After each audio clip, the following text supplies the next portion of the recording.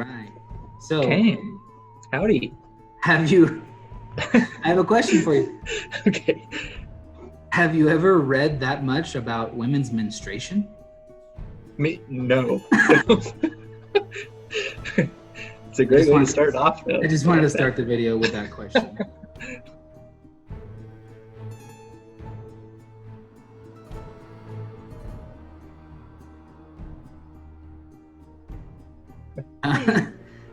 But seriously, though, I kind of felt awkward and stuff in some parts because I was like, "Wow, this is a lot." All right, next page. Yeah. Oh, it's still going. Okay. It's funny. Like I remember, it reminded me of a class I took in college, and they were talking about like why it was like a women's studies or something. Don't ask me how I got into that class. I don't know. Mm-hmm. And they were like, what, why are men so uncomfortable talking about menstruation? And it was an online class. Yeah. And I wrote a thing and I was like, I think it's because like to a man, your genitals are like the most sensitive part of your body. And to think that there's blood gushing out like is a horrifying idea. Like, yeah. I don't know. I mean, of course it's natural, but it's just not a guy thing. So. I guess not.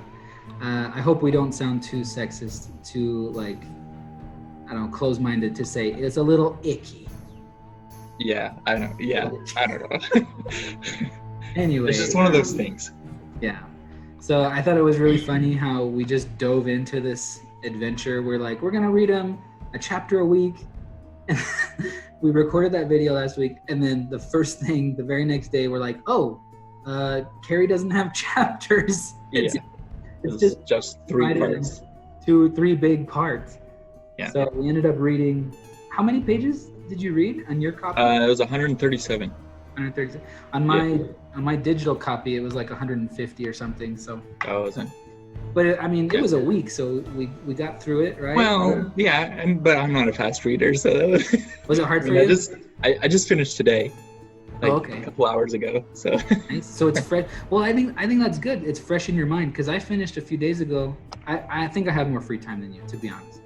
I'm not working. I'm a teacher. It's summertime. I'm not working during the day right now. So I finished a few days ago, but now I feel like a lot of this stuff, it's like I sort of haven't thought about it for 3 or 4 days, so it's not really fresh in my mind. So yeah, we meet Carrie. She's bullied. What happened? Well, everyone's a jerk to her. Yeah, and I think it's just because she seems like a nice girl throughout it, but she was raised by this mom that is like a fanatical religious Christian. So she's the only child too. So her mom, like beyond fanatical, right? Yeah, like really crazy. Yeah, like isn't a part of any like sect, but it's just like her own thing, just her own ideas. Super crazy. We'll talk about that later because there's some parts that kind of freaked me out about that. I found it funny and interesting how like everything was sin. Like the mom was like, "You're listening to rock and roll music, you sinner," and like all this, like everything is a sin to her. Yeah. So, all right, go ahead. You said we'll talk about that later. So it talks about her. She's the main character. Like I said, that she's kind of an outcast in school. Everybody's super mean to her. The book starts out, she has her first menstruation cycle, and she's 17 in the showers, and so that's why everybody's mean. Like at school, it's not why. Yeah. Like after gym class, yeah. Yeah. So they're like throwing stuff at her and making fun of her, and she thinks that she's about to die. She thinks she's bleeding to death because her mom has never explained it to her, and you sort of find out later in that first part of the book, like the mom tells her that if you weren't a sinner, this wouldn't have happened. So you must have been doing something bad. I don't know, crazy stuff like that. Yeah, so she's like, you must have been thinking about boys, or you must have been listening to rock music, or I don't know, you must have said a bad word or something, and that's why the devil's touch is upon you, or whatever she says. Yeah. So it's crazy stuff like that. So she's never had it explained to her, so she thinks she's like dying, she's freaking out. Yeah. And so all the other girls are making fun of her. Like the gym teacher comes in, she's she's like, why are you freaking out and stuff? And then she realizes she has no idea what's going on. So then the teacher gets mad at the other girls, and she threatens to like suspend them for doing all these mean things.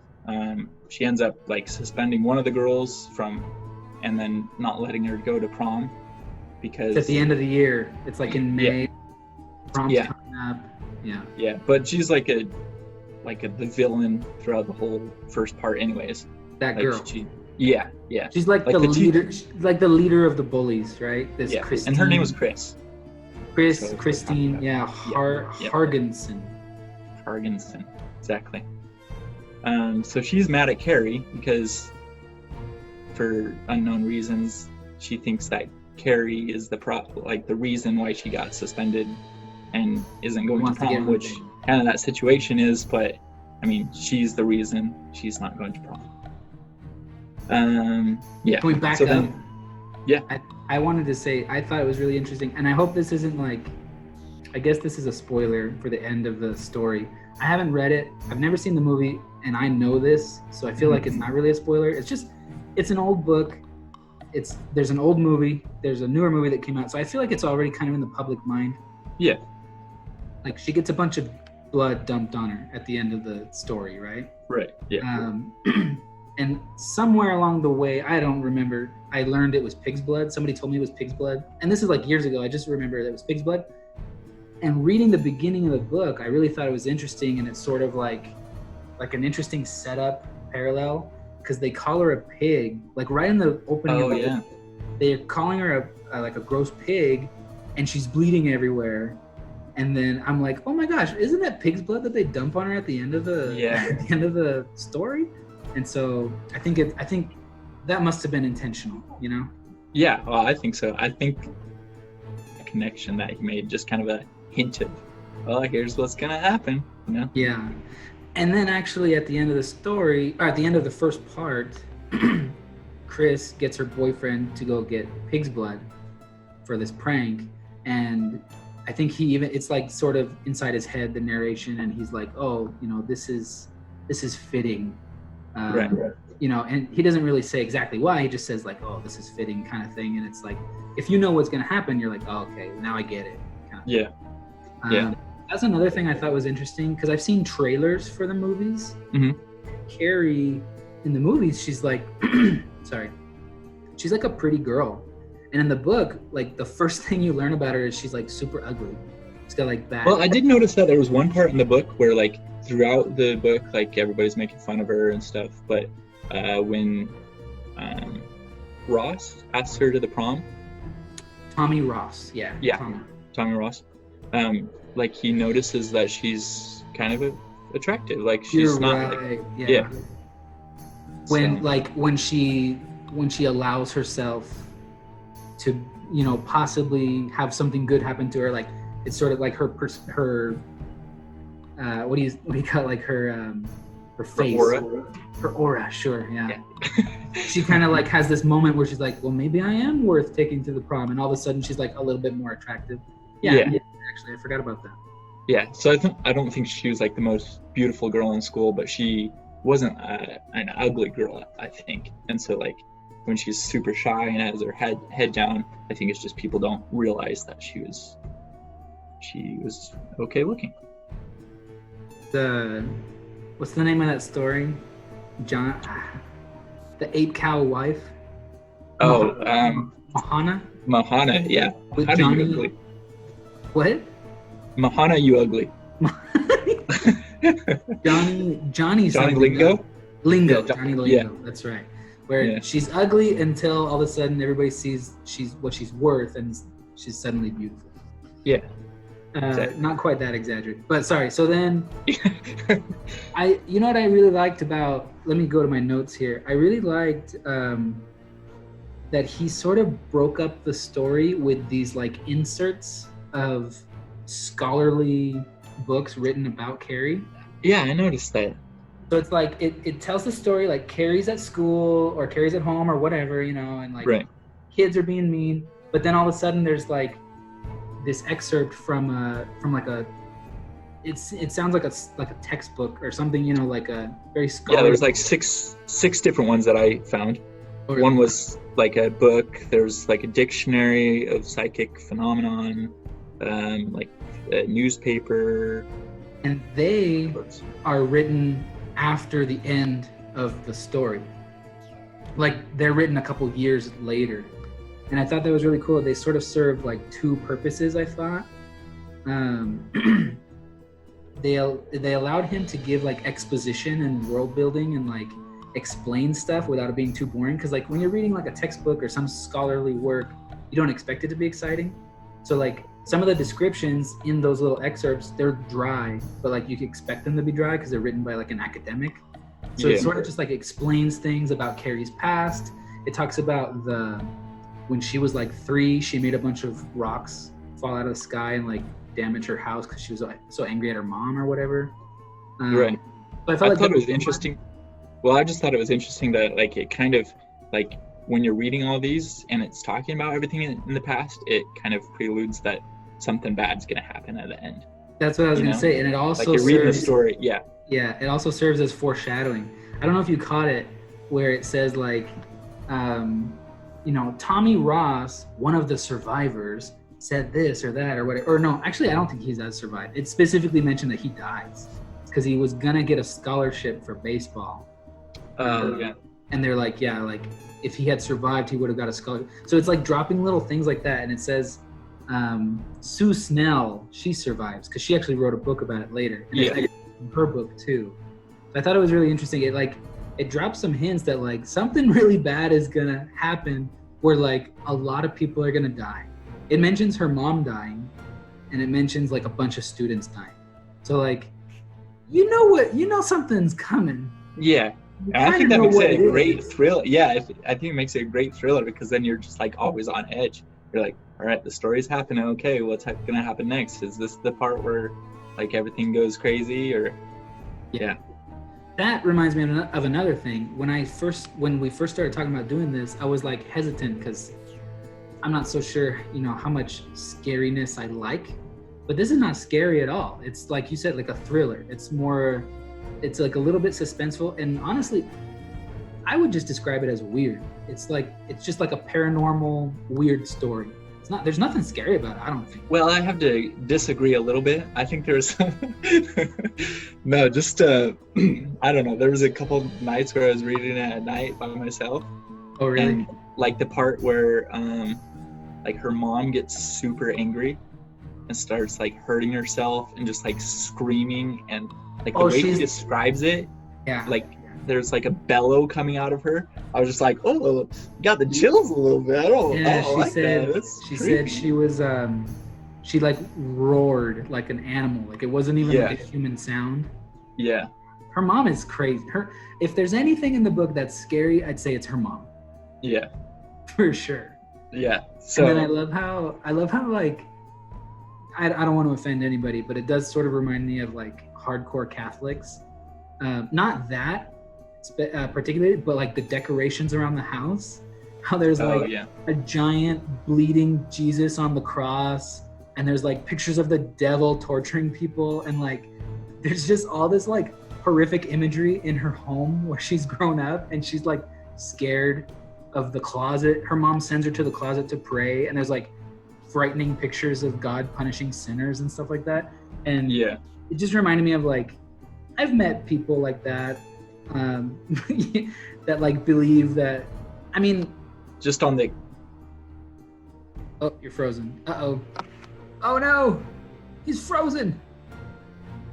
Well, we're still recording. Are you there? Wait, I'm still here. Oh, he's back. Good. Oh, okay. He froze for a sec. Sorry. Oh, you're good. What were you going to say? I didn't hear it. Oh, no. So extreme to the other. Am I frozen again? You are not frozen at this moment. Oh, shoot. Sorry.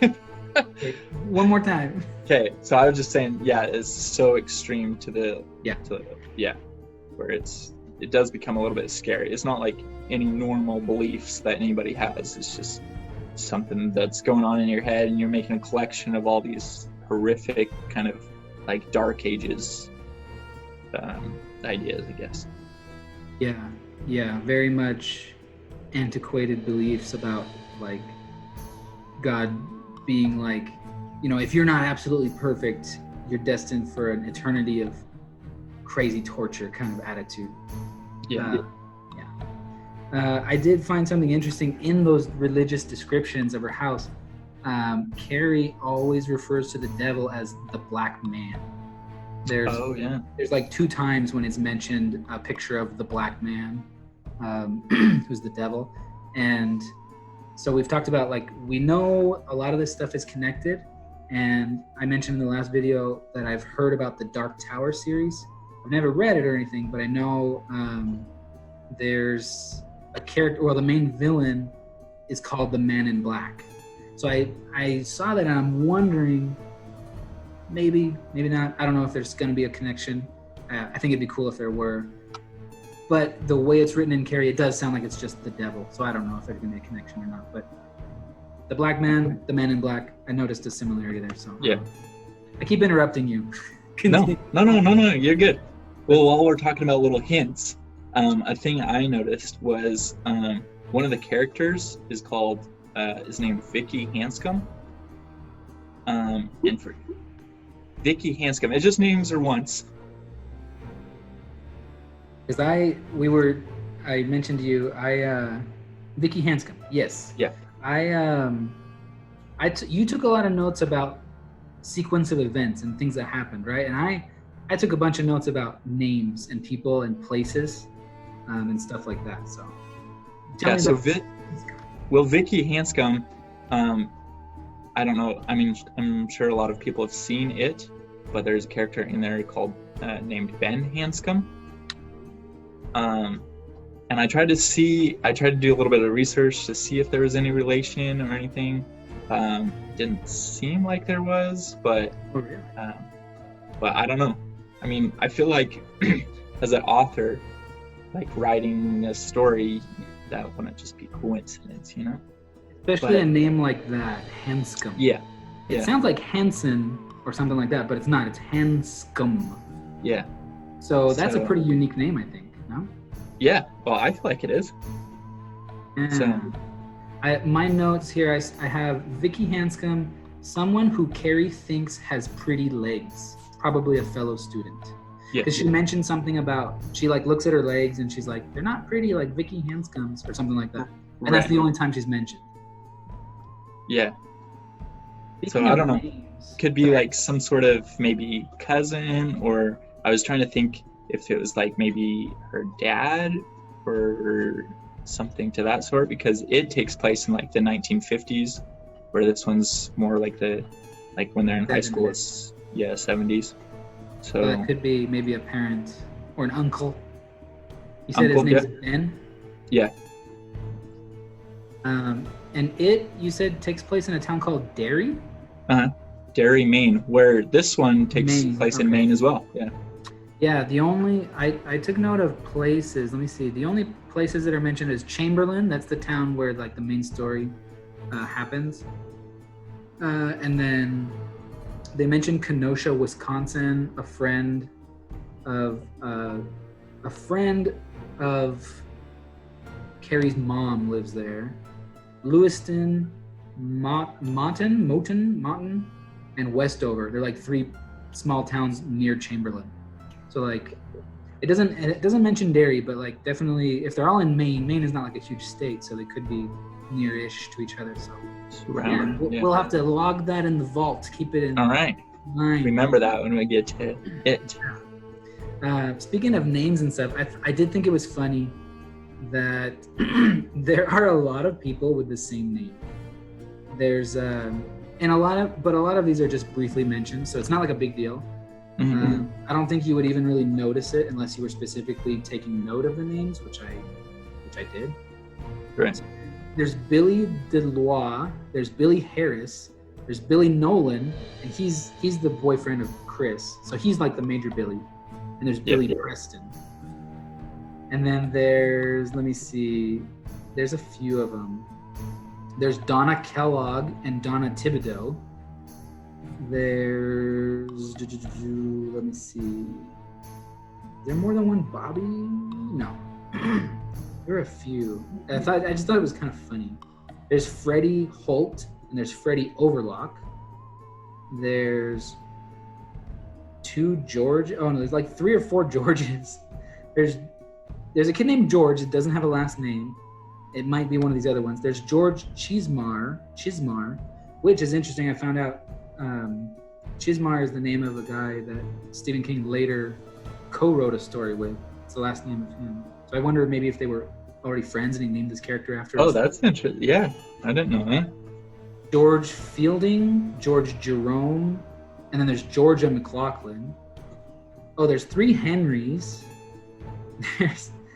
It's just funny. There's 2. It is kind of crazy. Like, if you're the author of a book and you have pretty much free reign to do whatever you want, you could choose different names. But I feel like maybe that makes it a little bit more realistic too, because like there are people with the same name. Like if you go to a high school, you'd find like 5 different Henrys or 3 Georges. Or I like to watch videos about writing stories and like the process and stuff like that.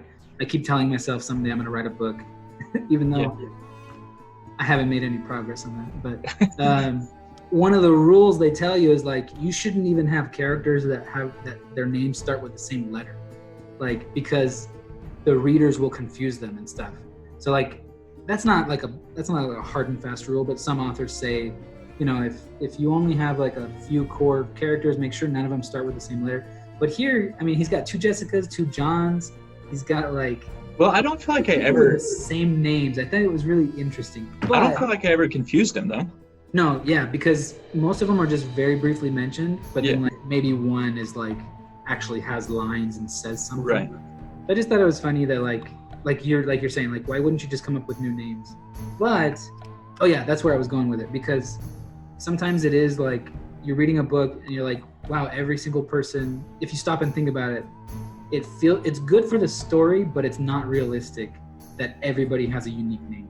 Right. In our high school, there were like 3 Lukes. Yeah. There were several Jordans. So I mean, it is. I'm a teacher. I have like, I always tell my students, put your last name on the paper. I have like 5 students named Diego. Like, put your freaking last name on the paper. Come on. And sometimes they're in the same class. Like I have multiple classes, or I had a class where I had like 3 Natalies. I was like, Natalie, like put your name on the paper, your last name. I don't know who you are. So yeah. So it makes it really realistic. So like that paired with like the inserts of all these like these fictitious books and everything, it just gives it like a really realistic feel, which I think even makes it a little bit more of kind of a creepy thriller, because you can't just escape it, because you're like, oh wow, this is written like something factual almost. Yeah, and I think you're right. Those excerpts really lend to that, because they're like supposedly written by like these scholars, and so it's like this is something that it's not just like some crazy story. It's something that the world of academia is taking seriously and investigating. I read a lot of like fantasy, that what they call high fantasy or epic fantasy. It takes place in another world. It's completely, separate from Earth. So this was sort of like, I didn't even think about it till you said it, but like, it's in our world and it feels real. Like it does. It's written very just like, here's what happened. Like it's not dressed up to be anything it's not. So that sort of makes it feel more realistic and more scary, I already said it's not scary, but more,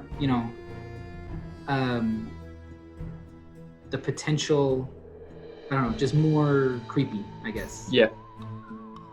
I did feel like it was really well written. Like it flowed. It was easy. I was a little concerned. I was like, can I read 150 pages in a week? And take care of it. Yeah, it's very, very easy read. But yeah, it just blew right by. It wasn't difficult for me. It keeps you interested, like, too. There's like page turners, even though there's no chapters.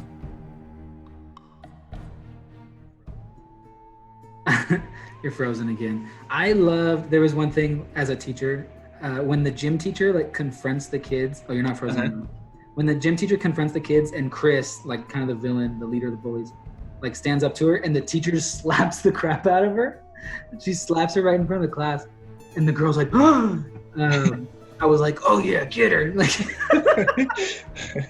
I was actually going to ask you, like, as a teacher, since this book was written like in 1960 or 1963, is there any changes that you saw, like as teachers, what teachers could do, or what they would say, or how realistic that was?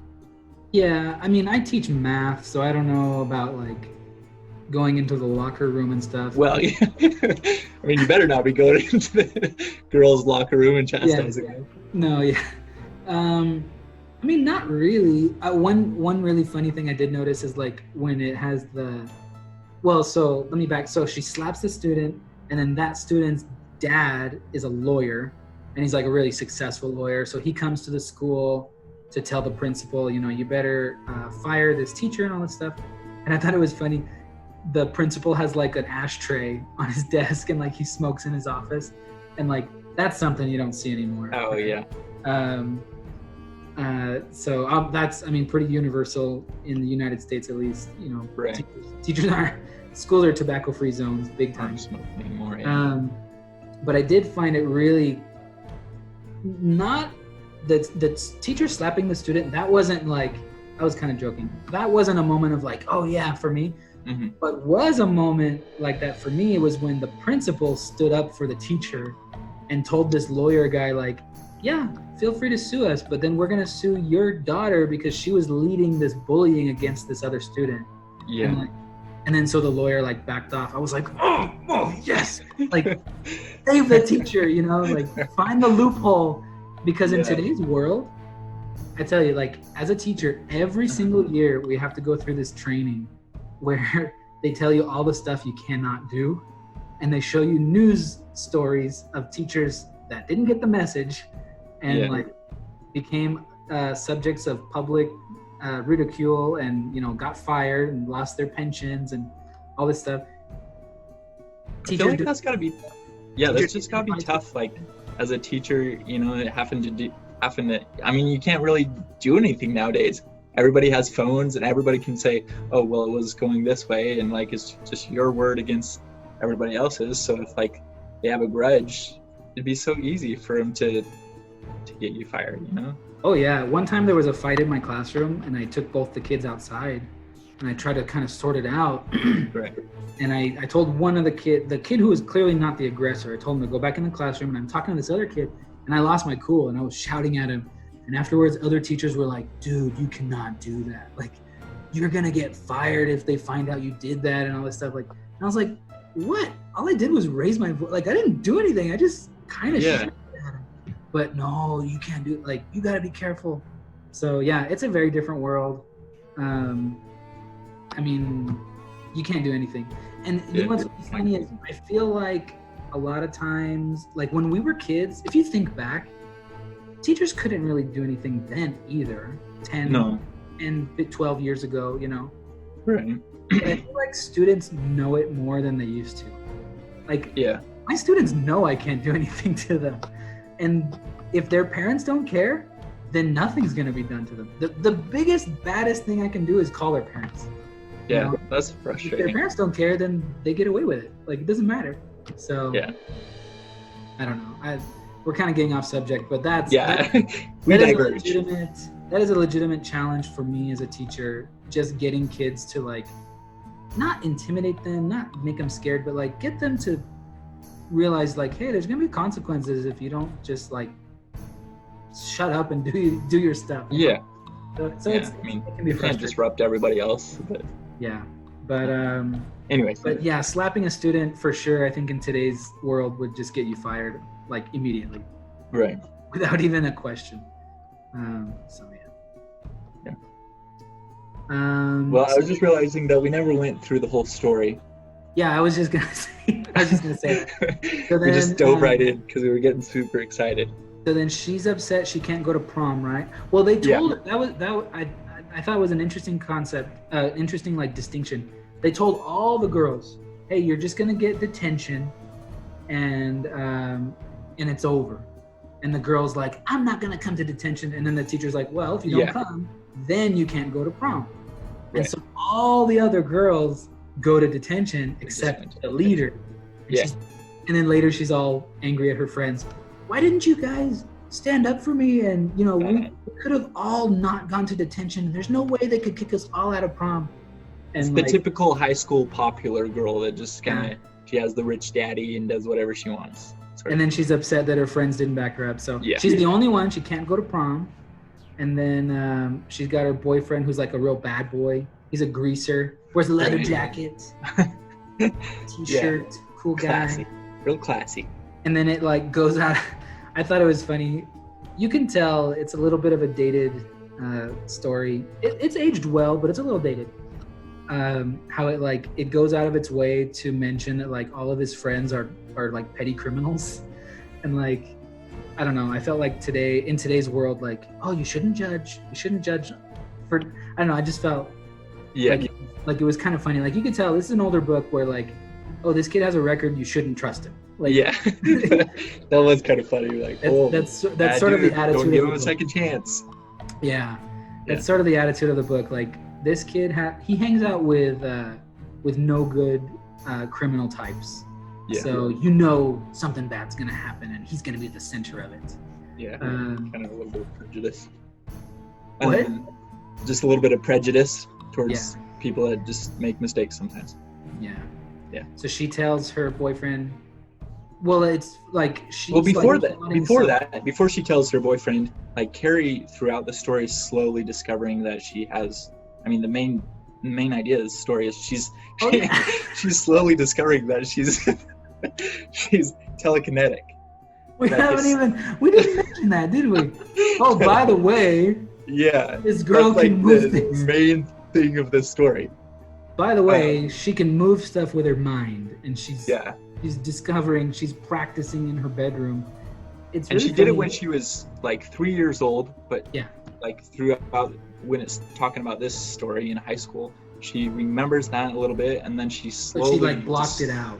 Yeah, just because there's some horrific things, like her mother was crazy, and but she's now like slowly discovering things. Like she gets mad at this kid that's yelling at her on a bicycle, and she makes him fly off the bicycle and crash his bike.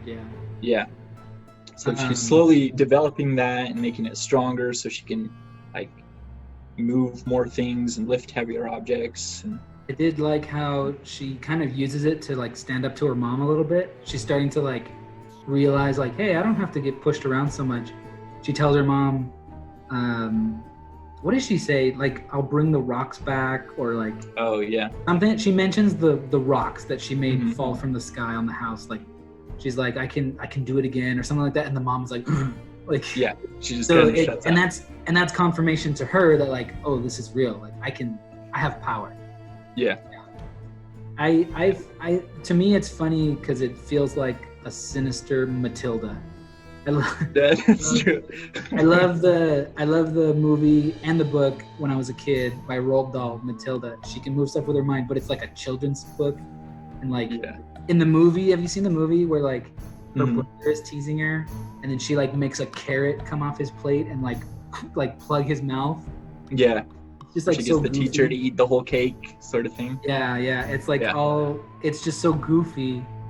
Like very similar, but this powers to pull pranks on people, and now it's like Carrie's gonna use her mind powers to do something a little darker. Yeah, it's much more serious than Matilda. Yeah, no funny business going on here. The Matilda story, you never even think about it. You're like, oh, isn't this adorable? But like, yeah, if you stop and think, like, she can move crap with her mind. Like, I know. She's a threat. I thought that was. I don't know. So I thought in Carrie that was actually a super interesting thing of how he talked about like. Almost as it's like a gene that gets passed down. How he spoke about it like hemophilia, you know? Like, you can only get it if like it skips a generation and your mom and dad are both recessive genes, and then you have the dominant gene, and it's only manifest in females. So like guys can carry it, but they can never actually perform the telekinesis.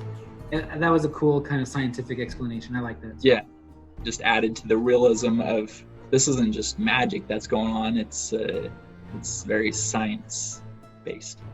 And I was a little bit confused by that because, again, I read a lot of fantasy and like I was expecting it to just be this weird paranormal phenomenon that's not really explained. But yeah, he says like in the excerpts written by the scholar, he like mentions other cases of telekinesis, and so it's like it's something that it's not just Carrie. Like there's documented cases of it, but Carrie is like the most famous one because of something sinister is going to happen at the end of the book. Right. Keeps leading me on. So yeah, that is cool to see her sort of developing her powers and also developing like her own self-esteem. Yeah. To not be pushed around so much by other people. Right. And then also at the same time, what else is happening? Sue. I really like Sue. She at the beginning of the story, she's in the locker room, and she kind of like she sees Carrie, and she's like confused why Carrie is not taking care of herself because she's menstruating and stuff. And like it doesn't click in her head that like this is Carrie's first time, and so she kind of gets swept up with the crowd and is throwing stuff with them, but she feels so bad about it later. Like you can tell she's a pretty good person. She just got carried away, did a bad thing.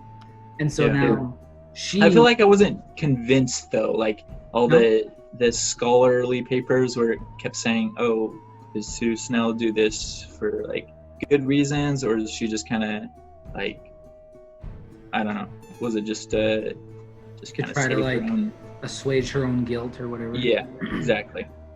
So I believe she's sincere. I think, something that she herself said in the book that she wrote later, in the excerpt, she's like, something that everybody always forgets is like, we were children, we were kids. So I think that's a good point. Like, she does feel bad and she's trying to fix it, but like, she's a kid. She doesn't really know how to like go about becoming a better person.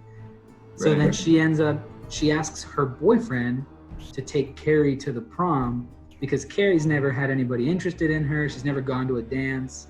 She's never like gone out and had fun really at all. Yeah. And so she's like, well, maybe if you take her to the prom, she'll kind of come out of her shell and, become a little bit more, a part of the community and like be accepted a little bit more. I think she has good intentions. Yeah, I suppose she does. I don't know if it's like the best idea because it's just not. Yeah. It's like a perfect storm. Like it's fun to be reading it and like kind of knowing what's going to happen more or less. Right. See like the pieces coming together like, oh, Sue is trying to make her feel better, so she's going to get her to go to prom. Like, oh, but Chris can't go to prom and she's going to get revenge on her. Like, and like everything is like slowly closing in on prom. Prom night's going to be like disaster ground zero. Something bad's going to happen. Yeah. And like, so it's, I don't know, there's a tension where you're like, what's going to happen? So, yeah. Yeah. So then, so Sue asked her boyfriend to take Carrie to the prom. Her boyfriend, who is, what's his name? Tommy Ross. Tommy Ross. Crap, is it Billy or Tommy? Tommy. It's Tommy Ross. Tommy, right? Billy is Chris's boyfriend. Billy Nolan. Yeah. So Tommy Ross asks Carrie to the prom. She thinks that it's just some sort of joke, but he's she says no at He's first. like, yeah, because she just thinks, oh, you guys are making fun of me, you're trying to make this a joke.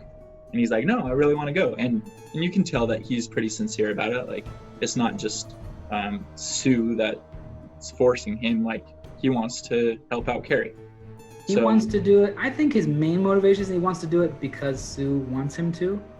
Yeah. And it's like, it's not necessarily that she's forcing him to, but he's just like, I'll do it because my girlfriend wants to. Well, there was one part that said like that he actually really wanted to do it, and that like Sue was just kind of making up amends kind of through proxy, like a second hand.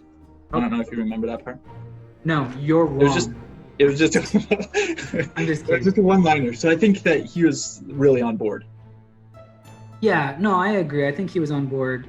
To me, it seemed like he was just doing it like, I'll go along. Like he doesn't have a problem with it, but it's more or less just because she wants him to. But maybe he did think like, hey, hopefully this will help her feel better. It reminded me. I don't know if you knew this. It reminded me a little bit of high school. I once asked the girl. I think looking back, I think she was intentionally looking for a pity date. She had already I was a senior and she had graduated the year before. Mm-hmm. And she told me, like, we were hanging out one day and she was like, I've never been to a school dance. I never got asked. Because there was like a dance coming up. Oh, yeah. And I ended up asking her because I felt bad. And and then we got there and she ditched me. I didn't see her the whole night. What? Honestly, I was cool with it because I hate dancing.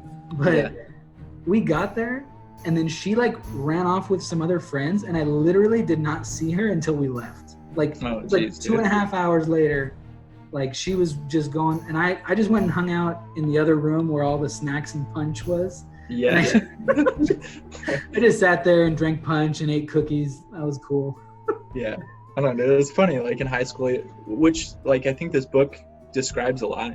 You kind of feel like, oh yeah, I've got life figured out. I've got things figured out pretty well. Like I know who I am. Like this is what I want to do. But I mean, like us, 10 years later, we look back and we're like, what? We're just kids. We're just little babies in there, you know? And little do you know, you're going to die on prom night. That's right. You can get some pig's blood thrown on you. Yeah. Probably. So Sue, I like Sue's sort of arc. Like she's trying to be good, but she kind of got sucked into the wrong crowd. Oh, and then there's a sort of a confrontation between her and Chris, right? Where like she finally basically tells Chris like, I think you're a crappy person.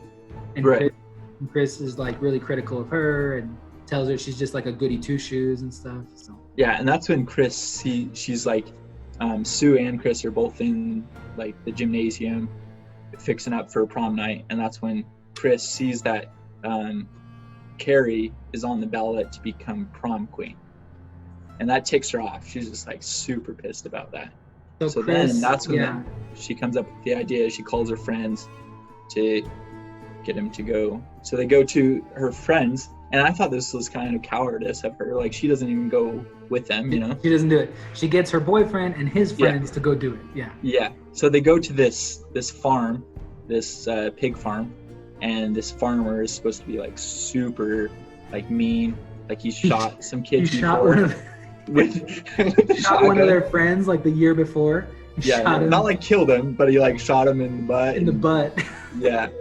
Then he had to go to the emergency room and stuff. So like super mean guy. He didn't even ask questions. He just saw that there was a kid on his farm and he shot him. So Chris gets her boyfriend and his friends to go to this pig farm and kill some pigs and get their blood so that they can. They fill up two big buckets of pig's blood. Yeah. I thought it was an interesting detail added in there that they keep it on ice. He has like an ice chest in the trunk, and the buckets are in there, and like he puts the buckets in the ice and he packs them all in and he closes them and stuff. I was like thinking like, why would you bother to keep it fresh? Well, I was just thinking maybe it was like the smell. That's what came to mind. I guess it was just a detail that I guess it's not a big deal, but it made me think like, like, you know, like how, because I guess prom is how far are we from prom? It's still a couple weeks, or is it like closer than I think so.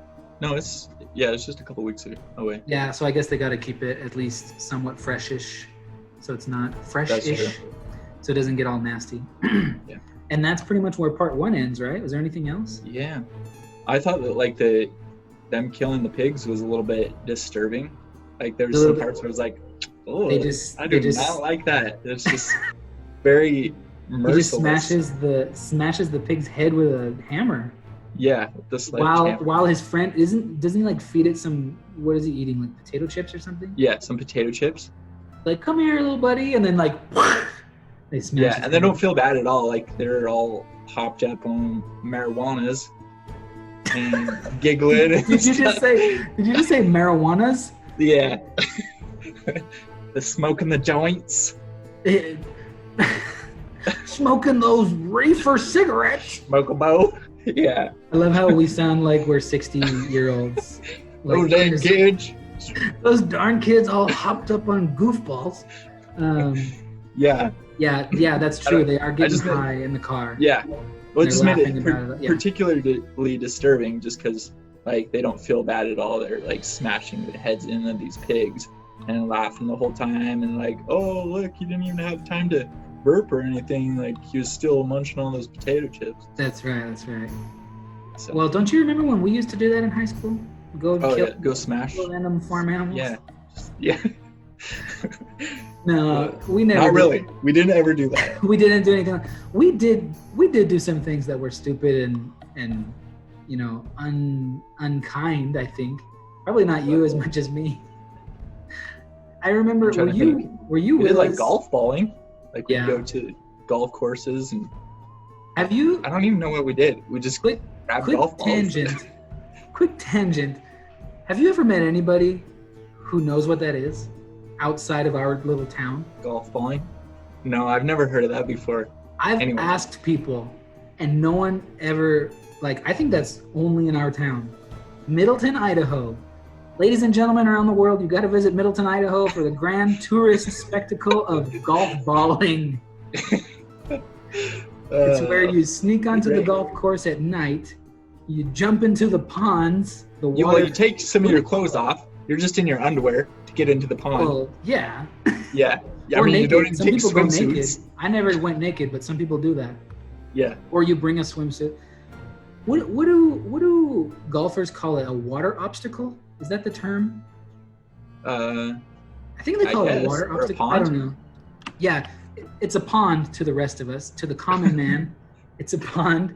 You jump in the pond and you steal the golf balls that have been hit into the water, and then you just have golf balls. You have them. It's just so that for later, if you want them, then you can have them. Now, we used to sometimes bring golf clubs or baseball bats onto the course and hit them around. There was also a big field behind my house, so we would hit them. Have you ever ladies and gentlemen, if you've never hit a golf ball with a baseball bat, you're missing out. It is a wonderful feeling because you just tap it and it goes like 100 yards. Like, you don't have to be good at baseball. You just. I've actually never done that either. You've never hit it with a baseball? It's fun, dude. It makes you feel powerful. Do it right after this. When we're done, we're gonna go out in the back. It makes you feel strong. Like, oh, I'm a big man. Boom, hit it. We just used to go to like the top of Middleton Road, where the hill comes down. Oh yeah. And it was night, anyways. So there you was would hit them down that hill? Yeah. Aren't there houses down there? Well, like far away. Okay. Yeah. Oh, you talking on Middleton Road? Yeah, there's fields there, isn't there? Yeah. So we'd hit them off the top, and it was a super steep hill, and then just nothing but like farmland. Why didn't you ever invite me to do that? Well, I don't know, dude. Why didn't you? We're just you were off hitting them with baseballs, dude. I guess so. Bats. My brother once went. Well, so you could hit them, but if you found nice ones, golfers will pay money for golf balls. Like, if you found a nice golf, I knew some kids who would sell them to golfers for like $1 a piece. Yeah. So like, you can actually make money, but it's illegal because you're trespassing and you're stealing. So like, sometimes the cops would show up if you were making too much noise, because the people living near the golf course, like, they knew. I remember, I don't know if you were with us. We went one time when we were like underclassmen. We were like sophomores. We went, and there was a huge group. I learned to not go on the weekends because like you'd run into the other golf ballers.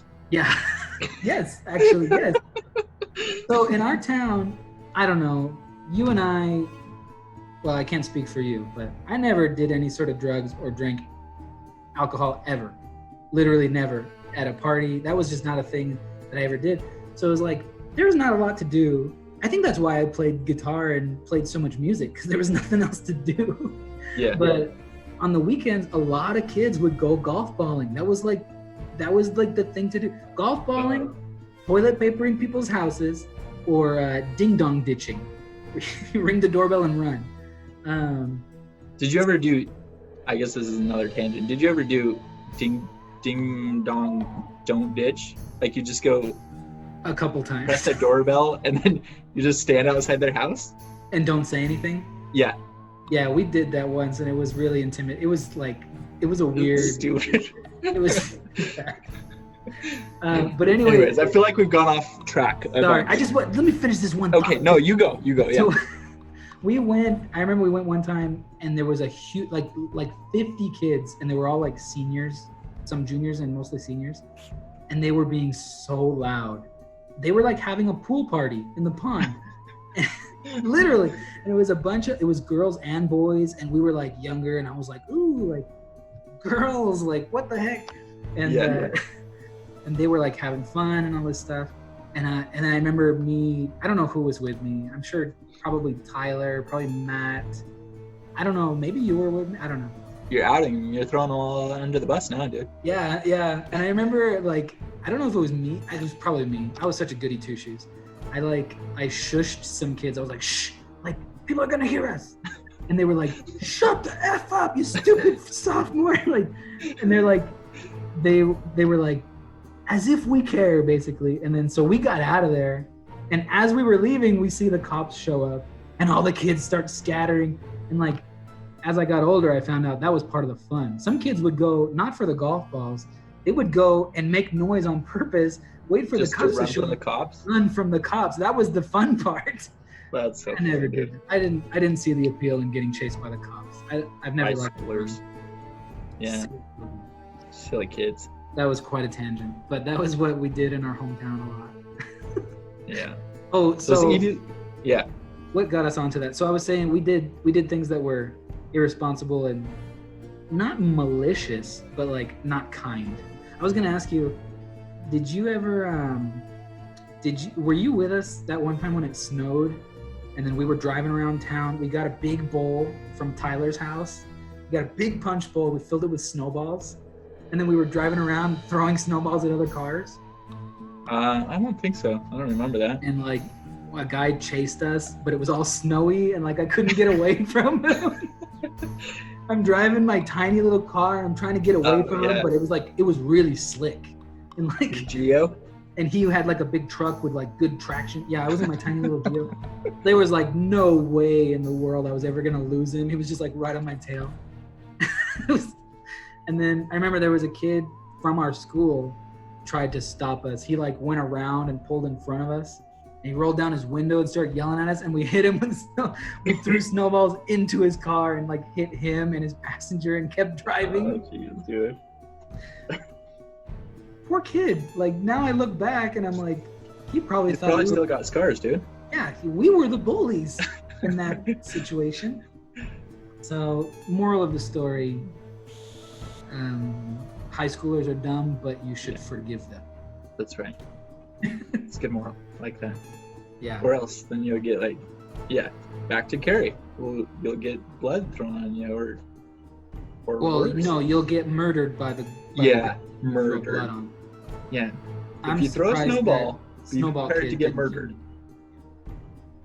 He knew who I was. We made eye contact. And then I saw him at school and he didn't say anything. So I don't know. Maybe he was intimidated by my good looks. Probably. My physical prowess, my physique. Yeah, he didn't want to mess. Didn't want to mess with you, dude. So anyway, what are we expecting? You know what? Part 2, I'm wondering what's going to happen because it seems like all the buildup has already occurred.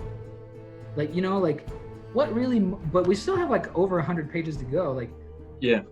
What's going to happen between now and prom night, really? I don't know, because they've already got the pig's blood. Well, I think it's going to, like, the next section is called prom night, so I think it's just going to build up even more. Like, start in prom night, just kind of escalate the tension.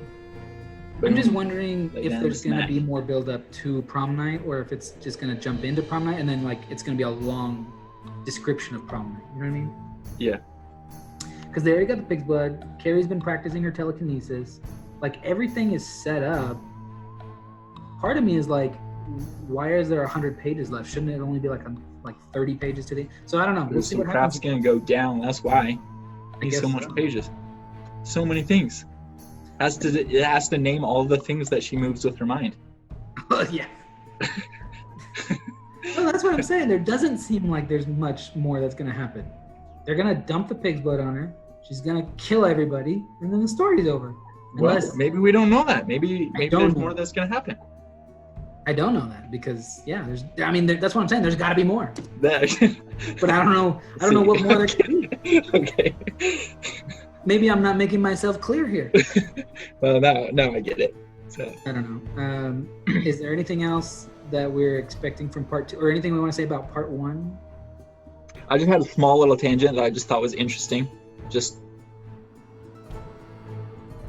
You're frozen. Ladies and gentlemen, Jordan is frozen. I guess the world will never know what he wanted to tell us. Oh, there he is. Am I back? Okay. Sorry. I'm a little giddy. Go ahead. No, you're good, dude. You want to pause it real quick? Yeah.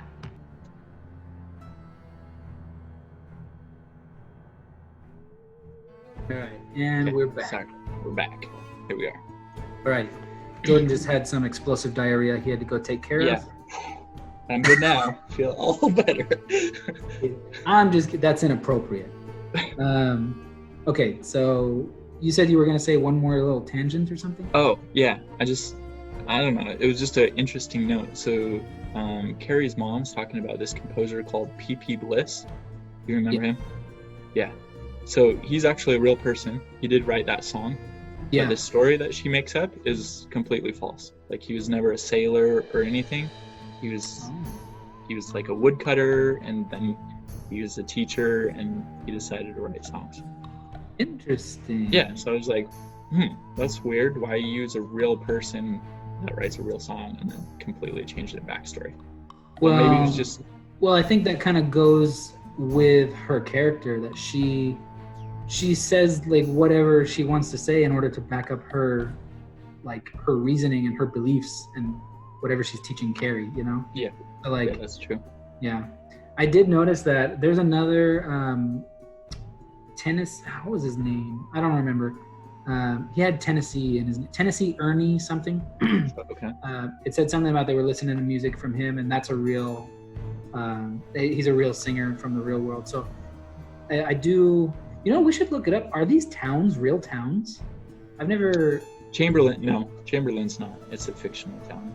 Because there are, like those two singers we just mentioned, they're real people from the real world. So it is interesting how, he throws those in and it lends authenticity to the whole thing. So, yeah. It is interesting. We are excited. Yeah. I'm pleasantly surprised with, how readable this book is, especially since it's his first published book. Yeah. I don't know if I mentioned this in the other video or if I just said it to you. Very well written for author's first book. Yeah, typically when you read an author's first published book, it's good because it's good enough to get published, but a lot of times there's some issues, and I really don't see any of that here. It seems pretty solid through and through. So yeah, I'm liking it, and I'm excited for part 2. Me too. So read along so you can discover it with us for next time. This week, reading Carrie part 2, and actually part 2 goes almost to the end of the book, and then part 3 is just like the last 15 pages. Yeah. Should we finish the book this week, or should we do part 3 in another week? What do you think? I don't know. How much is part 3? We could just finish it. Let's just finish it. It's pretty short, I think. Let's leave our legions of viewers in suspense. Yeah, you guys won't know. Are we gonna read parts 2 and 3 or just part 2?